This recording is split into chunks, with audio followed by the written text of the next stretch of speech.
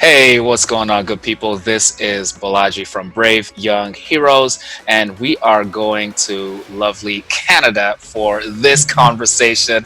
I have with me a dynamic and very impressive young lady that is going to talk to us all about anxiety. Now, she is a registered clinical counselor. She's accumulated over 10,000 clinical hours. Doesn't that make you like one of the best in the world? I think that makes you one of the best in the world. Over 10,000 hours supporting kids, teenagers, and families struggling with anxiety. Low self-esteem issues, yup, she got you covered. Low motivation, yup, she got you covered. Withdrawal, defiance, social skill struggles. This young lady has seen it all, and she's about to help us wrap our arms around some of the issues our kids are struggling with. So please give a warm welcome wherever you are for the most amazing Sharon Selby.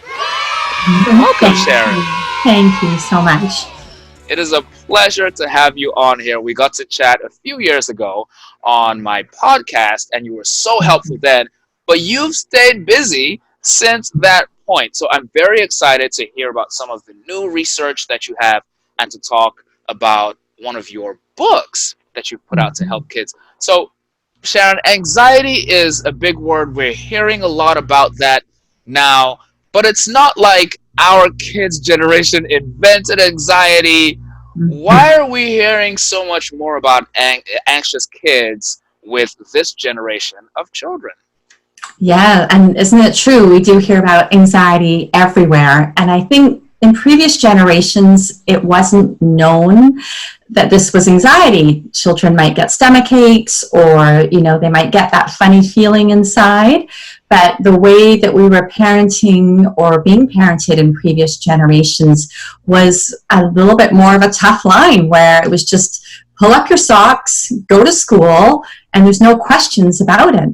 School refusal wasn't really happening then. And so parenting has evolved.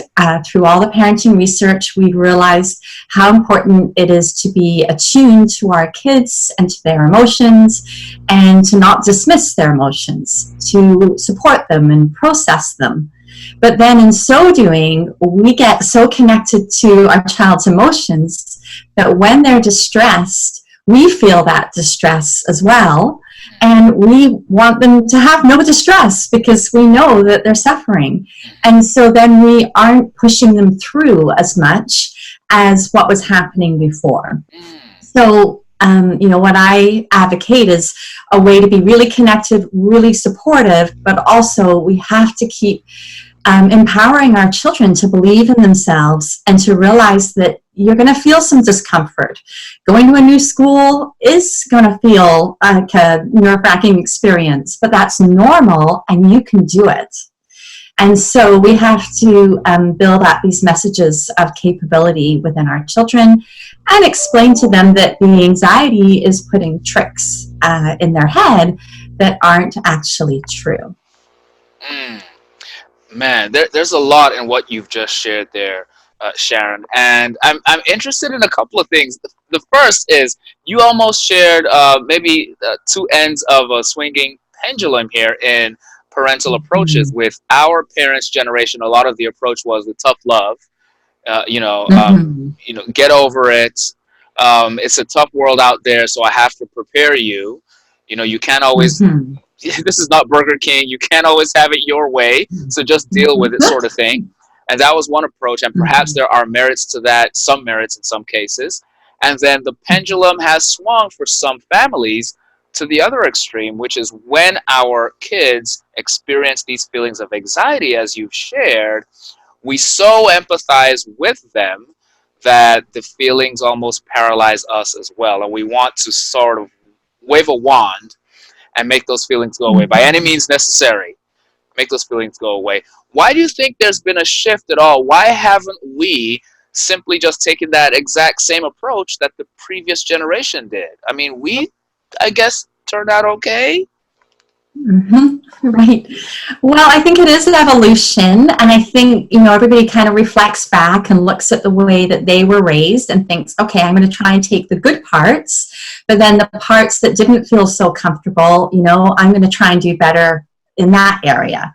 And then also the parenting research, is showing that it's really important to help kids with their emotions and listen to them and validate them versus saying, go to your room, stop being mad or grumpy and come out, when you're behaving better.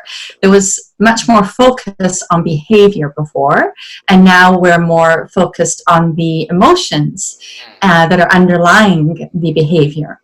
So I think it's a positive evolution. It's just this is new territory. So we have to figure out how can we do that, support our child with their emotions, but then also say to them, you can do this and you do need to push through and go to that new activity or join that new sports team or whatever it is that's causing them to feel anxious. Wow, wow. I really want to dig into that a little bit more, because I think a lot of us are pulled in two directions: how we were raised versus how we're trying to raise our kids, and then maybe three directions, because then there's research that's coming Mm-hmm. out every year, sort of Mm-hmm. suggesting to make these tweaks or that. You have used an example before, Sharon, of a hypothetical client of yours, or maybe a real client who's been anonymized, Lisa. And you've talked about Lisa, a young lady who felt she was living in a glass jar. Could you share Mm-hmm. that story with us? Mm-hmm. And so, yes, that was for my TEDx talk, and I took a compilation of clients and created Lisa. So they're all true stories and then put together kind of as Lisa. But there was one client in particular who used that exact analogy that she felt as though she was stuck in this glass jar and that it was safe inside. But when she looked out at the world, she realized after doing our anxiety counseling, she was actually seeing a distorted view of the world, just like you would if you were looking through Looking glass. through And glass. so, because anxiety, it's not giving you the actual facts, it's giving you all the what ifs that might happen and all the Wow. perceived threats. So then, once she had done some anxiety counseling and worked really hard at it, she said that she felt as though she'd got this hammer and that she had managed to break through the glass and now she was free and she got her power back. Mm,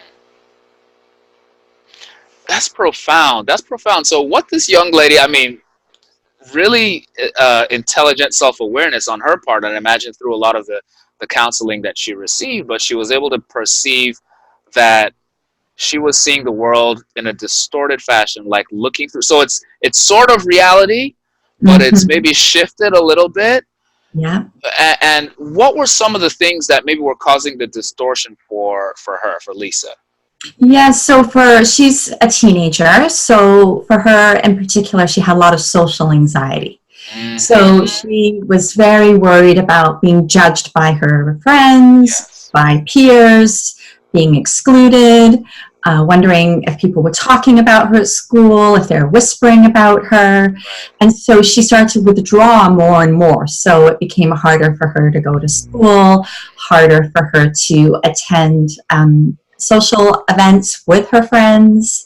And then, of course, social media just adds to it because then, you see on Instagram a photograph of everybody hanging out together and you weren't there.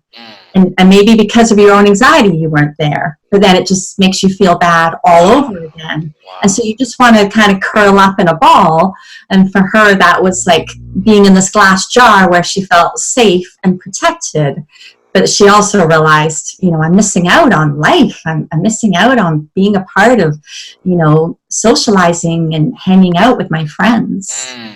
Mm. You've suggested and you've shared research, Sharon, on your blog that 2007 was sort of a very significant year in terms of teenagers and the rise of anxiety, because that's the year the iPhone came out. Uh-huh. Yeah, so that's what the research has found, is that because of the smartphone, that's become like a safety net for so many kids. So now they don't have to pick up a phone and talk to each other. They can just text each other or Snapchat each other. Right. And many of them are quite happy to just sit on a couch at home, aka be inside their glass jar, and just be on their screen. And then they feel as though they're still getting the social interaction, but they're, in a glass jar, so to speak, at home. And it's interesting because so many of these types of teens who have high anxiety and have withdrawn, when you start to suggest some activities that they can do to try to build up their sense of capability and trust, one of the first things I'll say to them is, how about we get you to call a restaurant and order a pizza? Oh, interesting. Or we have a lot of sushi restaurants in Vancouver. So, how about you order sushi for your family? So and this is speaking to a total stranger. Yeah, exactly. And that terrifies them because they're not used to speaking on the phone. Yeah. They're to speak to a total stranger. And I just did this with a girl last week. And she said to me that she did it, which was fabulous. She came back to the next session and said she did it.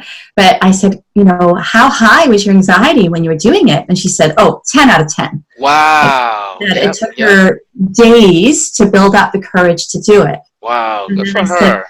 But then you did it. And then after, what did you realize? And she said, I realized it wasn't as bad as I thought it was going to be. And I said, and so how do you feel now? And she's like, I feel better. And so that's that first tiny step in getting her power back, because the anxiety, it takes your power away. It sucks it out of you. Oh man, there's a lot that is coming out with that particular story. For example, I know that as a parent, sometimes we can get frustrated when our child, we love them so much, but they haven't yet mastered a particular skill that we feel like they ought to have mastered by now. Whether it's looking people in the eye when talking to them, or having a conversation with an adult, or advocating for themselves with a teacher or with a coach. It's like they have this hesitance, and we initially do all the right parent things, and we give them the advice and we encourage them. But I think here's where we get frustrated as parents, when we've given them all the tools and the suggestions, but the anxiety still wins over. Then I feel like sometimes as parents, we get into a place of frustration and we start to maybe push. The example you gave, you had your client, that young person, take a baby step. And even that was a 10 out of 10. Exactly. And I feel like sometimes as parents, in our frustration, we push them to the point where their anxiety goes to 100 out of 10. Right. And that's too much, right? So you're spot on. We have to find where's a good starting place. We've got to push them a little bit out of their comfort zone, but it's got to be manageable. We've got to set them up for success and show them that this process works so that they can trust in this process. Wow. This is interesting. Okay, so we've heard about Lisa in the glass jar and her struggles with social anxiety. Social anxiety is something that I struggled with as a child myself. I'm an introvert, like a lot of us that are watching, possibly like yourself, I'm not sure, Sharon, but I'm still an introvert. But over the years, I've slowly built up some of those social skills that I think I was lacking as a kid. But I didn't have to grow up with social media. You've used a term called insecurity before. And I just laughed out loud when I heard that term. So what is insecurity? So that's one of those kind of terms. I don't know if it's the teens that make it up, or it's, in the Urban Dictionary. That's where I found it. And I thought, isn't that just the perfect word? Because we're living in the social media world where everything is instant, where Instagram is a big focus, and it's creating massive insecurity. Because when you post on Instagram, you have to make sure according to, you know, the teenage view, Yes. that your picture is the best it can be. Wow. And you have to write the perfect comment. Wow. And then you have to wait and see how many people like your picture. Right. How many comments do you get? And then how many followers do you get?